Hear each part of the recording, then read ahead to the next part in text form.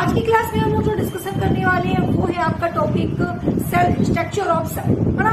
मतलब कि हम लोग मेन पॉइंट पे आते हैं उसके स्ट्रक्चर पे, कैसा इसका स्ट्रक्चर है, क्या है, ठीक है, और सेल्स के अंदर कौन कौन से ऑर्गेनल्स होते हैं और हमें क्या क्या पढ़ने हैं सेल्स के, ठीक है।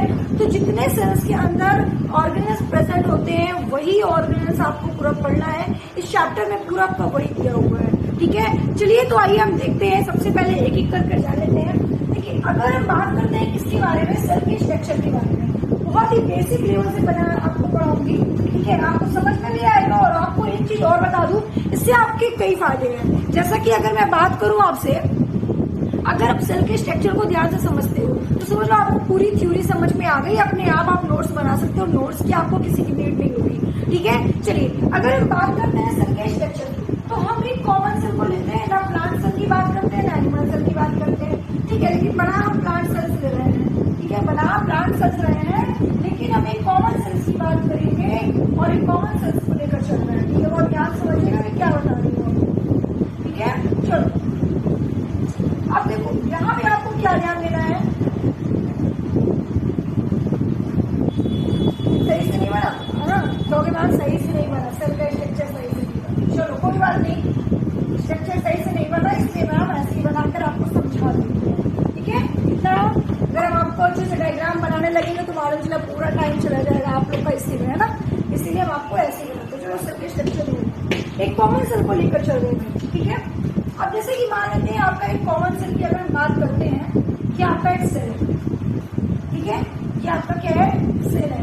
और सारे स्टूडेंट को पता है, मैंने कल की क्लास में आपको बताया था कि सेल के सबसे सेंटर में क्या होता है, तो आप कहोगे मैम न्यूक्लियस होता है। क्या होता है भैया, न्यूक्लियस होता है। और इस न्यूक्लियस को हिंदी में क्या कहते हैं, तो आप कहोगे मैम इसे केंद्रक कहते हैं। क्या कहते हैं भाई, इसे केंद्रक कहते हैं और इंग्लिश में मैम इसे न्यूक्लियस के नाम से जानते हैं। बोलो यस या नो, है ना। उसके बाद अगर हम डिस्कशन करें कि मैम इस न्यूक्लियस के और सेल के, ठीक है, बीच में कुछ लिक्विड सा फ्लूइड भरा होता है, बिल्कुल फ्लूइड भरा होता है, ठीक है। तो ये जो फ्लूइड भरा होता है मैम, इस फ्लूइड को हम लोग क्या कहते हैं, तो आप कहोगे मैम इस फ्लूइड को हम लोग कहते हैं साइटोप्लाज्म। क्या कहते हैं भैया, साइटोप्लाज्म के नाम से जानते हैं। हिंदी में मैम इसको बोलते हैं कोशिका द्रव्य। क्या बोलते हैं, कोशिका द्रव्य बोलते हैं। आपको याद रहेगा, ऐसे डायग्राम बनाते रहिएगा आप लोग तो आपको याद नहीं रहेगा, ठीक है।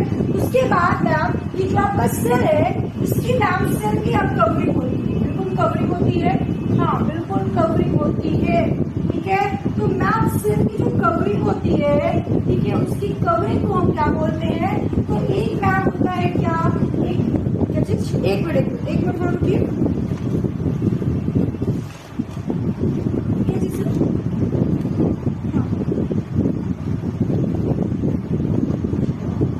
ठीक है। देखिए ये जो ऊपर वाला होता है इसको हम लोग बोलते हैं क्या, सेल वॉल। क्या बोलते हैं, सेल वॉल बोलते हैं। सबसे ऊपरी वाली लेयर आपकी सेल वॉल हो गई, इसको कोशिका भित्ति के नाम से जाना जाता है, ठीक है। किसके नाम से जानते हैं, कोशिका भित्ति के नाम से जानते हैं।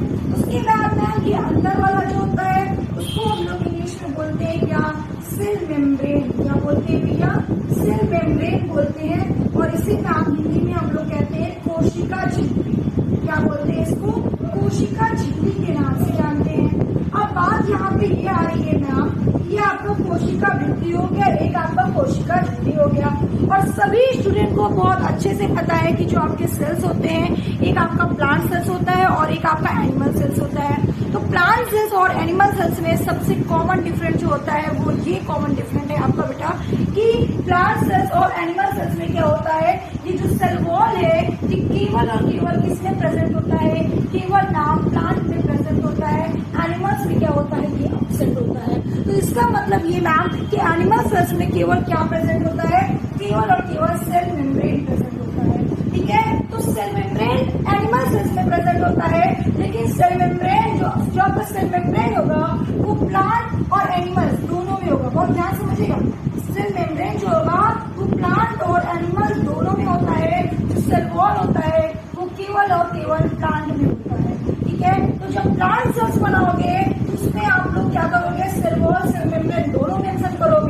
और जब एनिमल सेल बनाओगे तो एनिमल सेल्स में केवल और केवल सेल मेम्ब्रेन मेंशन करोगे, सेल वॉल अब्सेंट होता है। तो ये सेल प्लांट सेल्स और एनिमल सेल्स का सबसे कॉमन डिफरेंस मैं आपको बता रही हूँ। क्वेश्चन पूछा जाता है कि प्लांट सेल्स और एनिमल सेल्स में क्या डिफरेंट है, तो अगर ऑप्शन में ये दिया हुआ है तो आप इसको लिख सकते हो, ये डिफरेंट मेंशन कर सकते हो। आई बात समझ में आपको।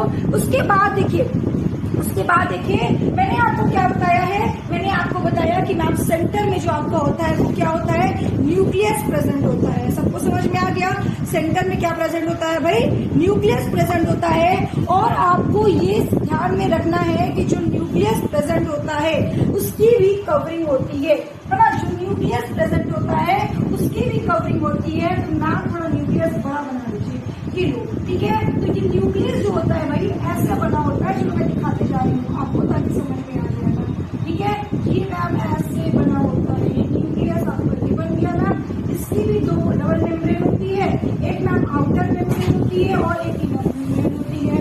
एक मैम क्या होती है, एक आउटर मेम्ब्रेन होती है और मैम एक इनर मेम्ब्रेन होती है। तो मैम ये वाली जो मेम्ब्रेन होती है उसको हम लोग क्या बोलते हैं, इसको हम लोग मैम आउटर मेम्ब्रेन बोलते हैं, ठीक है।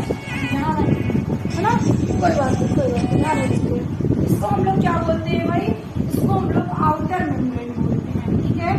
इसको हम लोग आउटर मेम्ब्रेन बोलते हैं, ठीक है।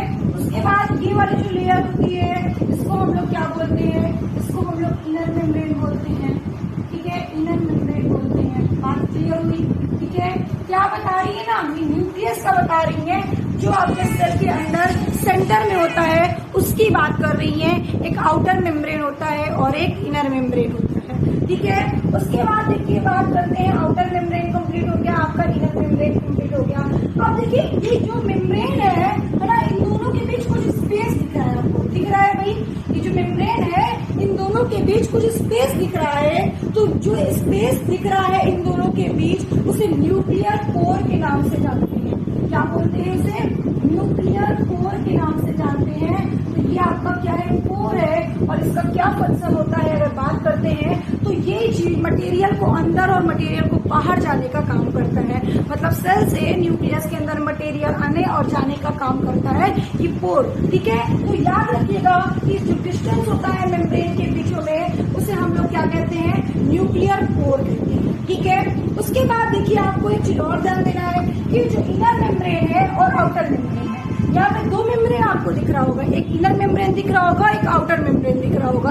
तो इनर मेम्ब्रेन और आउटर मेम्ब्रेन के बीच, ठीक है, इनर मेम्ब्रेन और आउटर मेम्ब्रेन के बीच ये जो आपको स्पेस दिख रहा है, ये जो आपको स्पेस दिख रहा है उस स्पेस को क्या कहते हैं, ठीक है, उस स्पेस को क्या कहते हैं। तो आप क्या नाम दोगे उस स्पेस को बेटा, तो आप कहोगे मैम इसे पेरी न्यूक्लियर स्पेस कहते हैं, ठीक है। इसे पेरी न्यूक्लियर स्पेस कहते हैं, पेरी न्यूक्लियर स्पेस के नाम से जानते हैं, ठीक है। तो पेरी न्यूक्लियर स्पेस कौन हुआ, जो इनर मेम्ब्रेन और आउटर मेम्ब्रेन के बीच स्पेस है, ठीक है।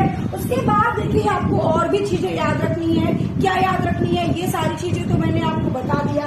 जैसे आपके सेल के अंदर लिक्विड्स ऑफ फ्लूइड होता है वैसे ही आपके न्यूक्लियस के अंदर भी लिक्विड्स ऑफ फ्लूइड होता है, ठीक है। तो न्यूक्लियस के अंदर जो लिक्विड्स ऑफ फ्लूइड होता है उसको न्यूक्लियोप्लाज्म कहते हैं। क्या बोलते हैं बेटा, उसे न्यूक्लियोप्लाज्म कहते हैं। अब ये जो आपका न्यूक्लियोप्लाज्म अगर आपसे कोई पूछे क्या होता है, जो न्यूक्लियस के अंदर लिक्विड्स ऑफ फ्लूइड होता है उसे हम लोग क्या कहते हैं, न्यूक्लियोप्लाज्म कहते हैं, ओके। उसके बाद साइटोप्लाज्म किसे कहते हैं वो आपको पता चल गया। अब आपको एक चीज और ध्यान देना है कि जो न्यूक्लियोप्लाज्म मैम ने बताया और जो साइटोप्लाज्म मैम ने बताया, ये न्यूक्लियोप्लाज्म और साइटोप्लाज्म ये दोनों, ठीक है, ये न्यूक्लियोप्लाज्म और साइटोप्लाज्म मिलकर क्या बनाते हैं, तो आप कहोगे मैम ये बनाते हैं प्रोटोप्लाज्म। क्या बनाते हैं, प्रोटोप्लाज्म बनाते हैं, जिसको हिंदी में मैम क्या बोलते हैं, ज्योद्रव्य बोलते हैं, जिसको हिंदी में मैम ज्योद्रव्य बोलते हैं। और इसकी खोज किसने की थी, तो आप कहोगे मैम इसकी खोज फुटकिंजे ने की। इसकी खोज किसने की थी भाई, फुटकिंजे नामक एक वैज्ञानिक थे जिन्होंने इसकी खोज की थी। आई बात समझ में कि नहीं, आई बात समझ में कि नहीं। मैंने बताया बेटा ये न्यूक्लियोप्लाज्म और साइटो साइटोप्लाज्म मिलकर प्रोटोप्लाज्म बनाती हैं। इसका मतलब कि मैम जो प्रोटोप्लाज्म होता है वो न्यूक्लियस में ही होता है, और जो साइटोप्लाज्म न्यूक्लियोप्लाज्म मिलकर बनता है। और प्रोटोप्लाज्म का डिस्कवर किसने किया था? पुरकुंजे ने किया था। और इसे हिंदी में क्या बोलते हैं? जीवद्रव्य बोलते हैं, कोशिका का आधारभूत इकाई बोलते हैं। जीवद्रव्य को कोशिका का आधारभूत इकाई बोलते हैं। इसका फंक्शन मैं आपको बताऊंगी, आपको समझ में आएगा। आई होप कि ये स्ट्रक्चर आपको बहुत ही अच्छे से समझ में आ गया होगा। ठीक है, अब देखो इस न्यूक्लियस के अंदर कुछ जेनेटिक मटेरियल होते हैं। इस न्यूक्लियस के अंदर कुछ जेनेटिक मटेरियल होते हैं बेटा, और जो जेनेटिक मटेरियल इस न्यूक्लियस के अंदर होते हैं उस जेनेटिक मटेरियल को नाम दिया जाता है डीएनए और आरएनए। क्या नाम देते हैं हम लोग? डीएनए और आरएनए देते हैं। तो आप सभी को पता होना चाहिए, ठीक है, आप सभी को पता होना चाहिए कि जो डीएनए होता है वो कैसा बना होता है? वो कुछ इस तरीके से बना होता है। वो मैम कुछ इस तरीके से बना होता है। सबको पता है? यस मैम, बिल्कुल पता है, क्यों नहीं पता होगा भाई? ये आपका डीएनए इस तरीके से बना होता है।